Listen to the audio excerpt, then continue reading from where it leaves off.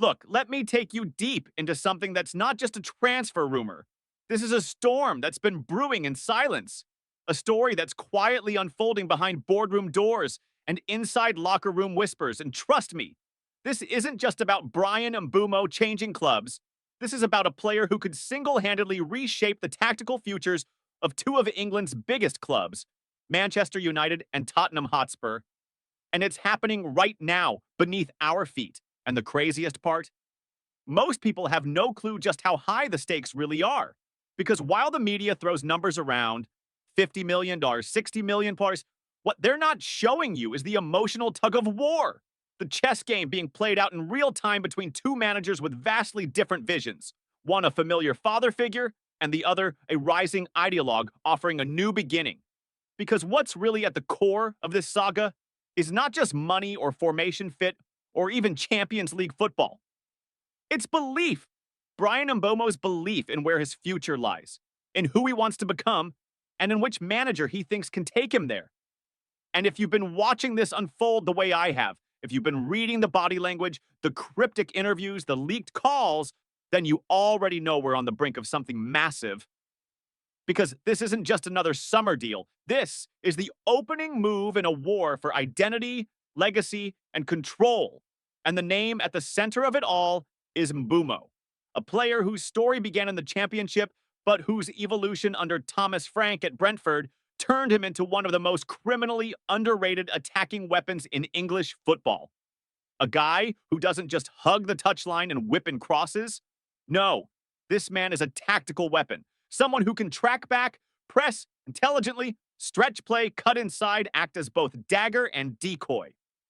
And that's what makes this so fascinating because Frank, the man who elevated Mbeumo, the man who molded him into a Swiss Army knife, is now poised to become the new manager of Tottenham Hotspur. And according to everything I've been hearing, sources, insiders, even off-the-record whispers, Frank's first and most urgent request isn't about staff or wages or training ground revamps. It's Bryan Mbeumo. And think about what that means. Think about the statement that sends to the Spurs board, to the dressing room, to the fans. It means Frank is not just looking for comfort. He's not just looking for familiarity. He's looking to build around Mbeumo as a core piece of the new Tottenham identity.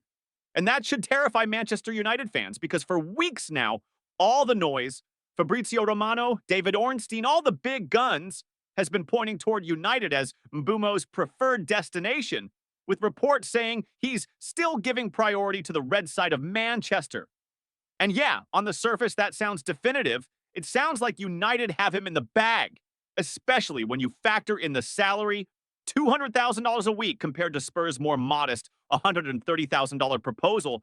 But I'm telling you right now, this story is far from over because what Frank is offering isn't just nostalgia, it's vision, it's role clarity, it's tactical love.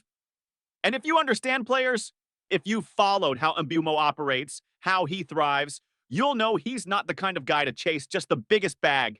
He's a system guy. He wants to belong, to feel trusted, to be the engine in a design he understands.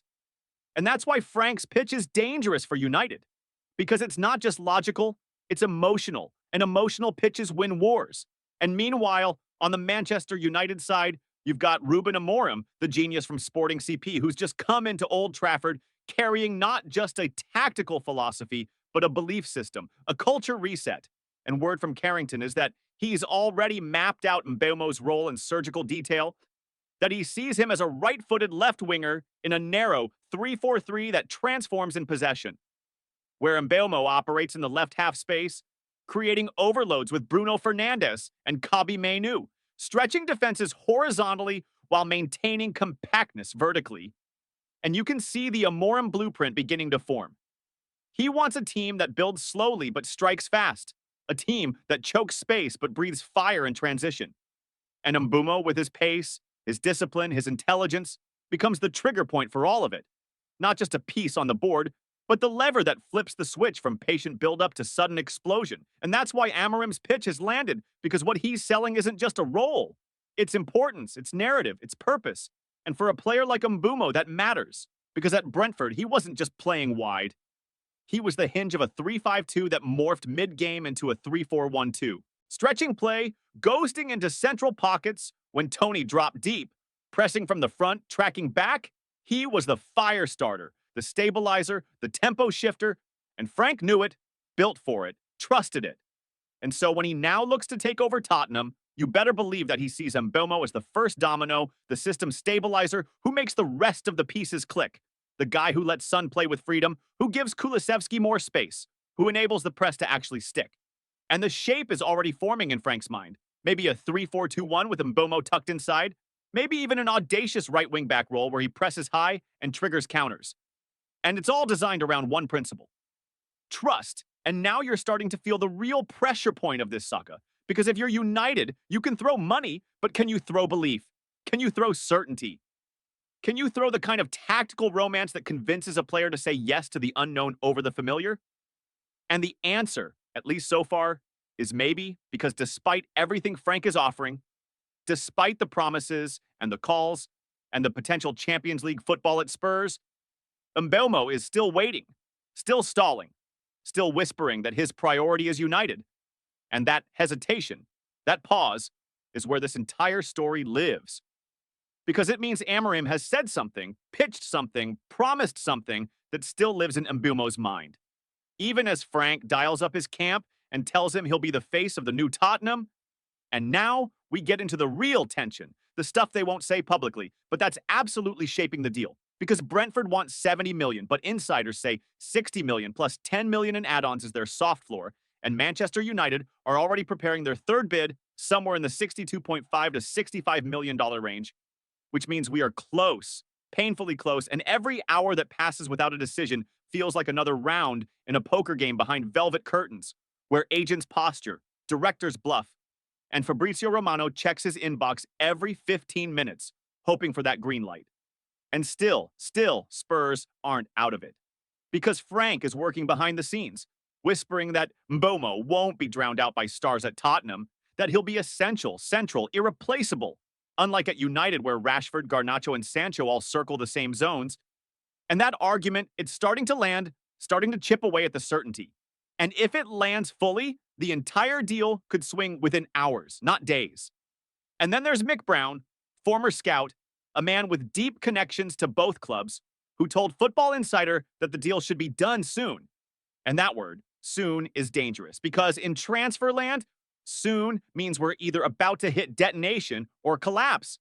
And football history is full of deals that looked inevitable and then died on hotel carpets, collapsed at the last signature, twisted at the final moment, and that's why no one's breathing easy. Not United fans, not Spurs fans, because Mbeumo isn't just the player both clubs want. He's the symbol of what they're trying to become, and his decision will ripple through tactics, through dressing room chemistry, through narratives, and you better believe it will shape how both clubs are seen for years to come. Because whoever wins this race won't just be adding a winger, they'll be winning the belief of a player who embodies intelligence, humility, and relentless work ethic. A player who doesn't chase headlines, but who delivers them. And so now, as we wait, hour by hour, bid by bid, leak by leak, we're watching the moment where one man's decision becomes a club's future. And when Bryan Mbeumo finally picks up that pen and signs that deal, whether it's in Manchester or North London, it won't just be a move. It'll be a message that he sees in Ruben Amorim or Thomas Frank, not just a coach, but a compass, and that he believes in the system, the story, the soul they're building, and that belief is what will decide everything.